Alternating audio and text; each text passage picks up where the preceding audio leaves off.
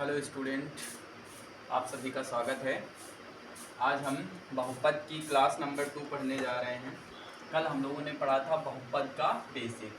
बहुपद में हम लोगों ने पढ़ा था उसकी बहुपद की घात क्या होती है, बहुपद का गुणांक क्या होता है, बहुपद क्या होता है और रिलेशन पता था और फार्मूला जितना बेसिक था वो कल हम लोगों ने कवर किया था। एक चीज़ कल हम लोगों ने एक जो बहुपद ना होने की कंडीशन थी, जो 4 कंडीशनें होती थी, उसमें जो लास्ट वाली कंडीशन थी वो शायद आपको समझ में ना आई हो।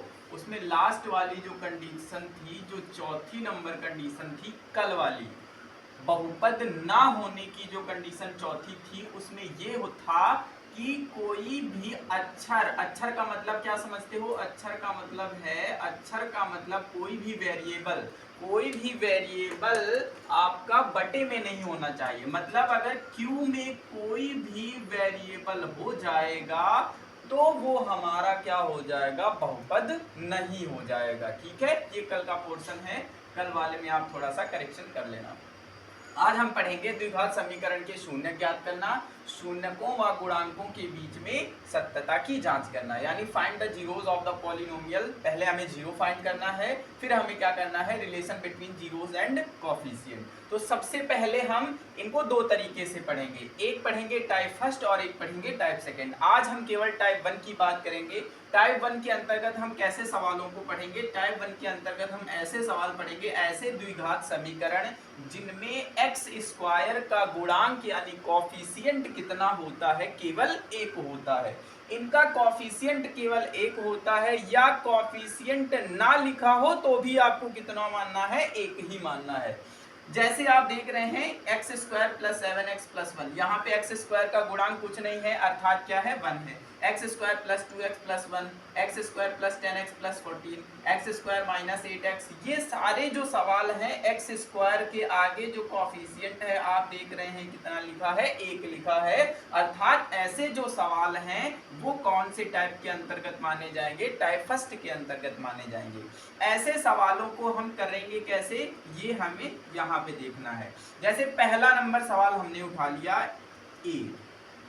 ए नंबर क्वेश्चन लिखा हुआ है x square plus 7x plus 10, ठीक है, और बराबर में हमें अपने आप से क्या मान लेना है? जीरो मान लेना है। ठीक है, अब सबसे पहले ये जो चैप्टर है द्विघात समीकरण पॉलिनोमियल यानी बहुपद, ये केवल दो ही चैप्टर नहीं है, ये आपको चैप्टर नंबर 4 में भी पढ़ने को मिलेगा। द्विघात समीकरण, केवल द्विघात समीकरण ही उसमें पढ़ने को मिलेगा। यही सवाल आपको द्विघात समीकरण यानी चौथे चैप्टर में देखने को मिलेंगे। इसलिए हम इस चैप्टर के जो सवाल है वो बहुत अच्छे से समझेंगे, ताकि जो चौथा चैप्टर है वो हमें बहुत अच्छे से आ जाए। अगर ये आपको अच्छे से आ गया तो चौथा चैप्टर आपको बिल्कुल इजी वे से आ जाएगा। सबसे पहले हमें क्या करना होता है? टाइप फर्स्ट के सारे सवालों को ऐसा पद ढूंढना होता है जिसमें x ना लिखा हो। x किस में नहीं लिखा है? कहोगे 10 में x नहीं लिखा है। इसी 10 को उठा लेते हैं और 10 के हम लोग क्या कर लेते हैं? फैक्टर कर लेते हैं। 2 से डिवाइड करोगे 2 5 जा 10 और 5 से डिवाइड कराओगे 5 1 जा 5। यहाँ दो संख्याएं बन रही हैं, ऐसा हो सकता है कि यहाँ दो से भी ज्यादा संख्याएं बन जाएं। जब दो से ज्यादा संख्याएं बन जाएंगी तो हम क्या करेंगे? उन सारी संख्याओं को दो संख्याओं में कलेक्ट करेंगे। यहाँ पे हमें क्या करना है? सिर्फ दो संख्याएं बनानी है। और ये हमने प्लस क्यों लगा लिया है? ये जो संख्या लास्ट वाली जो संख्या जिसमें x नहीं है, उसके जो आगे लिखा हुआ है वो साइन किसका है? प्लस का। अगर यहाँ पे प्लस का साइन है तो बीच में प्लस का साइन लगाना है, अगर यहाँ माइनस का साइन है तो बीच में माइनस का साइन लगाना है। जैसे ये वाला जो सवाल है आपके पास देख रहे हैं ई नंबर, अगर 16 के फैक्टर करेंगे तो बीच में हम क्या लगाएंगे? माइनस लगाएंगे। और अगर लास्ट में प्लस वाले जितने सवाल हैं इनके बीच में हम क्या लगाएंगे? प्लस लगाएंगे। अब इनमें से दो संख्याएं हैं तो एक को हमने दे दिया 2 और एक को दे दिया 5, और लाना कितना था?